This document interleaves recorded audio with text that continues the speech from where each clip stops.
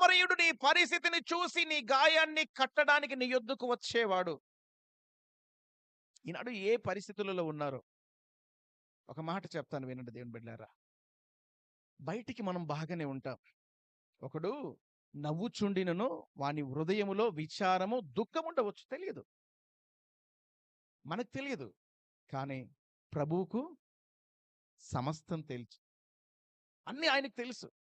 నీ పరిస్థితిని చూసి దాటిపోయేవాడు గాదు. నేను ప్రకటించుచున్న దేవుడు ఒక మంచి సమరయుడు వలె నీ యొద్దకు వచ్చి నిన్ను పరామర్శించి నీ గాయాన్ని కట్టి, గుండె పగిలిన నీ జీవితాన్ని తిరిగి నిలబెట్టుటకు సమర్థుడాయన.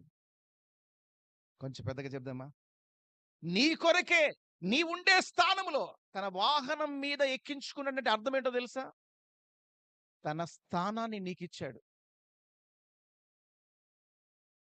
ఆయన స్థానాన్ని మనకిచ్చాడు.